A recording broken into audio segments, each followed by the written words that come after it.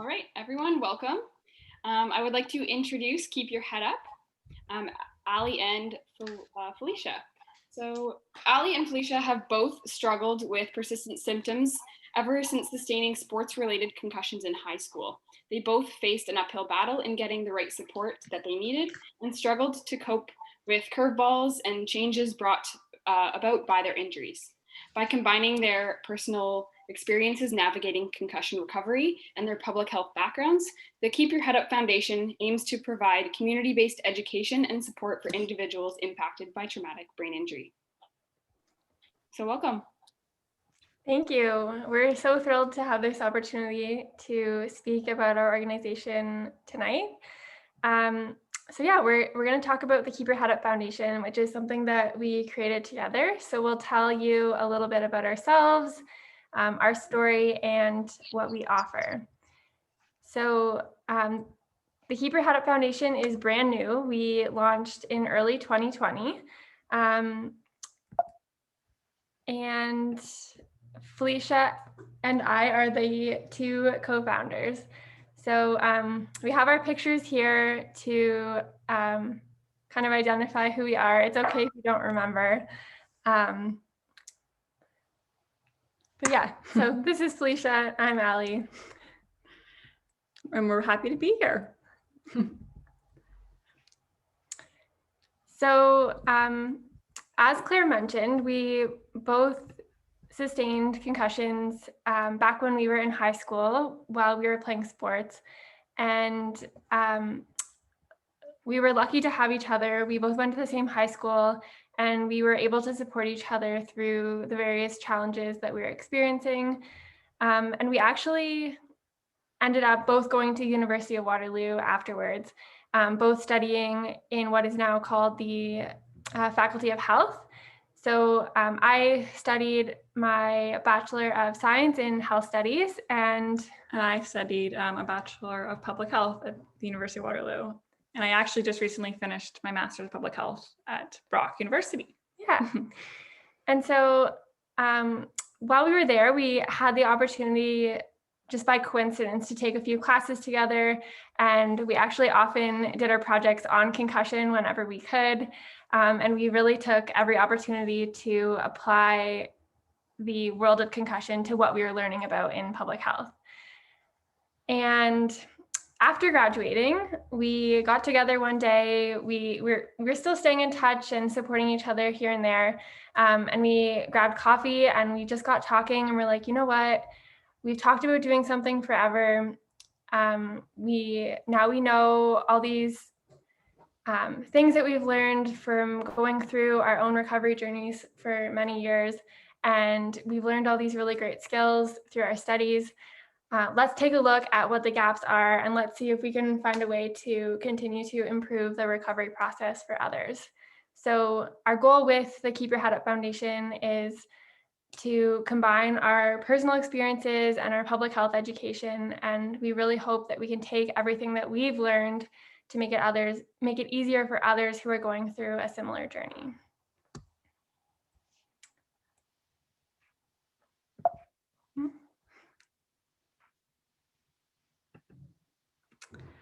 So the mission of the Keep Your Head Up Foundation is to improve traumatic brain injury recovery, including concussion, through a community-based platform, providing education, empowerment, and social connection.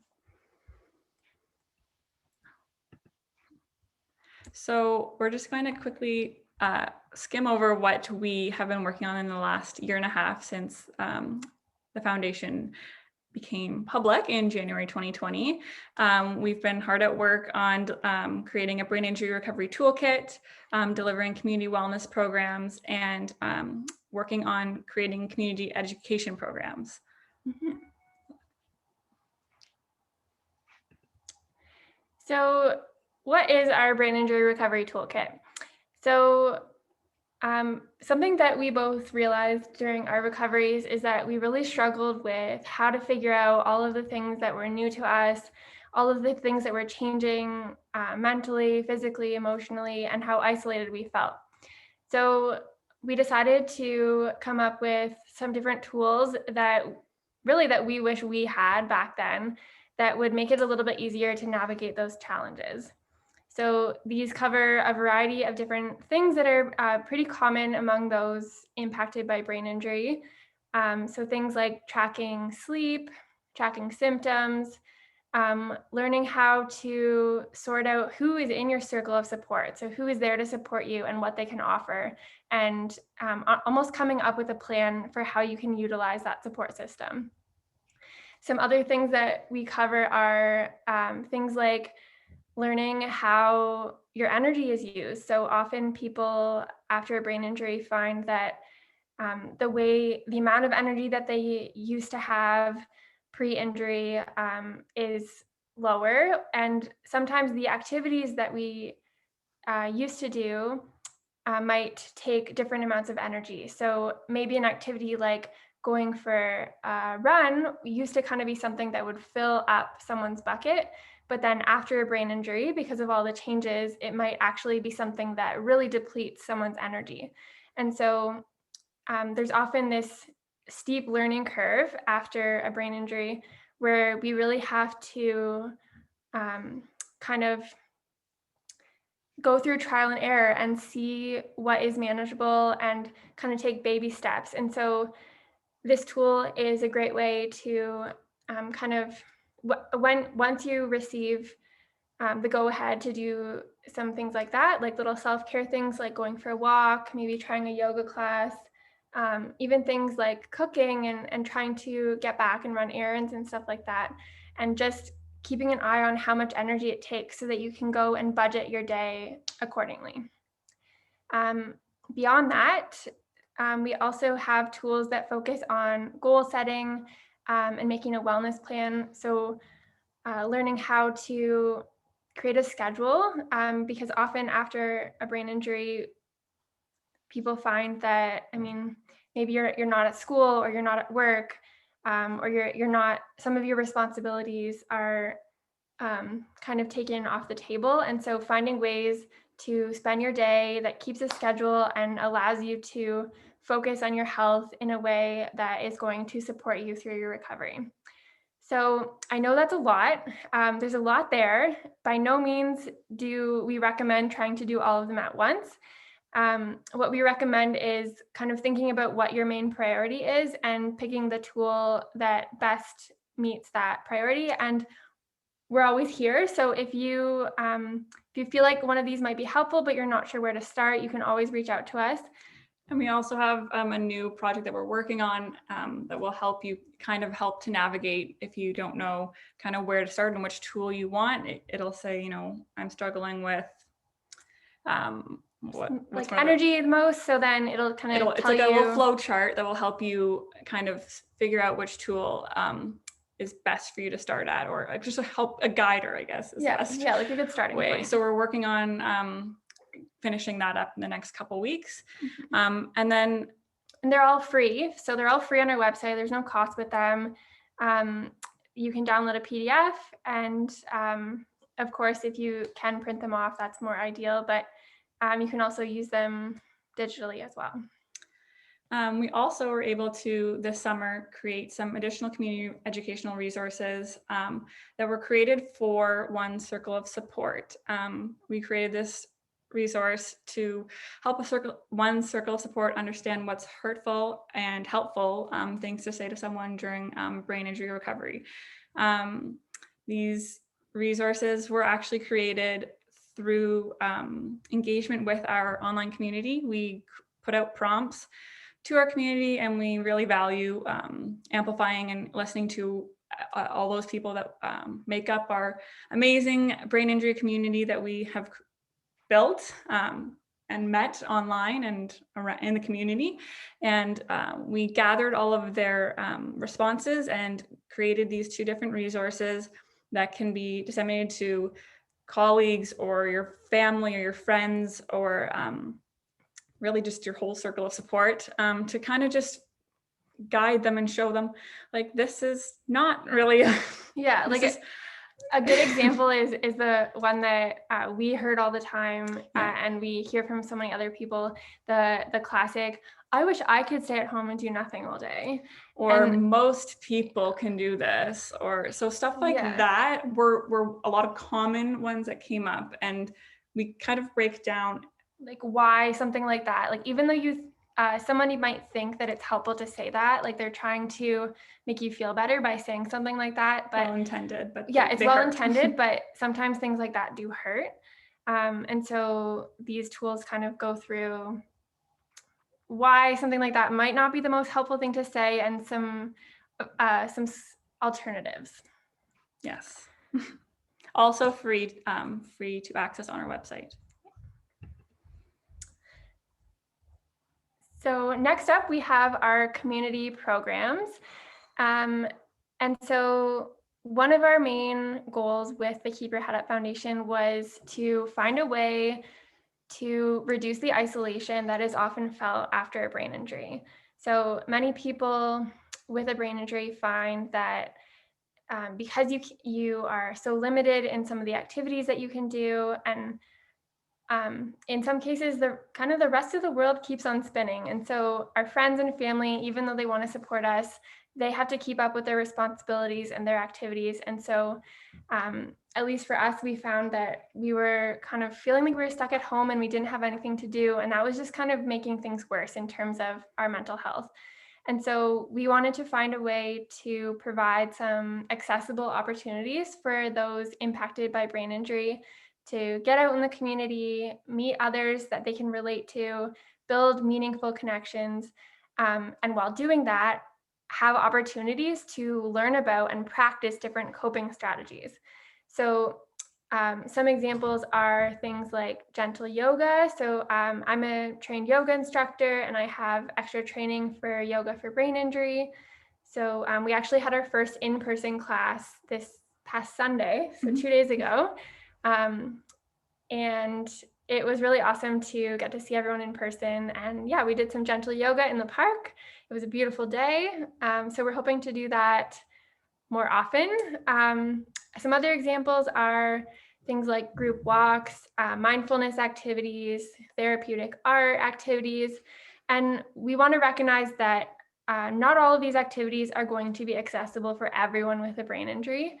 And so that's why we want to offer a variety of different activities. And in these activities, we will make every effort to make sure they're as accessible as possible. So for different activities, we'll make sure that it's in a room where the lighting isn't overly stimulating and the noise is reduced. So things like that we'll take into account. So for the community programs, we got some exciting news that we were we received some funding, the Here to Be Lululemon grant earlier this week. So we were super excited about this, and now we're able to execute these programs free of charge. Starting January, we'll be offering virtual mindfulness and movement programs weekly. So stay tuned on if you want to subscribe to our newsletter or our website or all of our socials, we'll be posting there about how you can register for those programs, and we would love to see you there because I'm sure they're going to be great. Mm-hmm. Yeah, and so all the, even though they're virtual, all the materials for the programs would be mailed out to you or locally picked up. So for something like an art program, we would make sure that all the materials are packed together in a cute little kit, and we'll send them out to you so that you can participate. And the idea is that we know virtual is not ideal, and we're all pretty tired of it at this point, but we're hoping to really connect with people across Canada. And the great thing about these kinds of activities are that there are things that we can do virtually. We can learn about them, and we can gain some skills doing them, and then there's something that we can take home with us and we can continue to do in our own time as a coping strategy.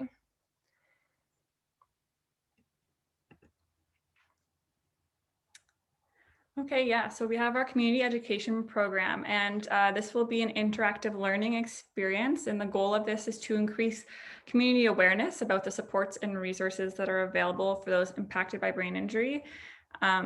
They can be delivered to like classrooms, sports teams, educators, parents, coaches, really anybody. And it goes beyond what a concussion or a brain injury is, and it it's more of an interactive learning experience for those who are in the education program to kind of put themselves in the shoes of that person with the brain injury, and see how the supports that are available or not available.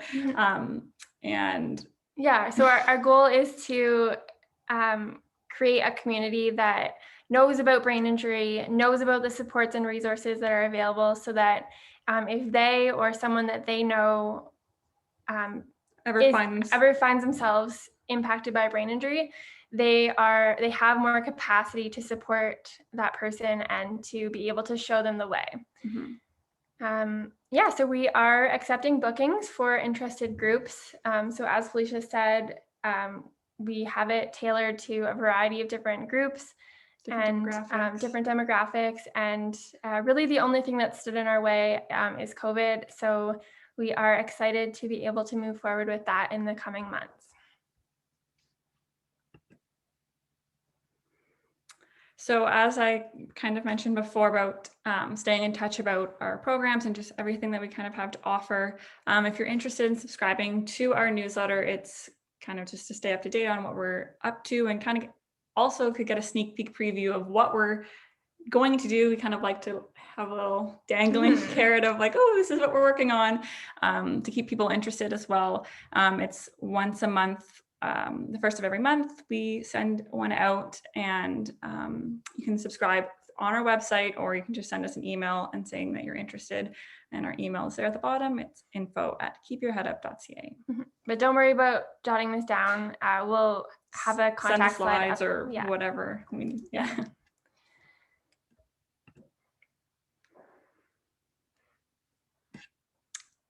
And although the two of us founded the organization, we don't do this alone. So we have a really awesome team of volunteers from around Ontario that have been helping us carry out this work. So whether it's a virtual role or an in-person role, there's lots of opportunity to help us out and to build skills and to get involved in our initiatives.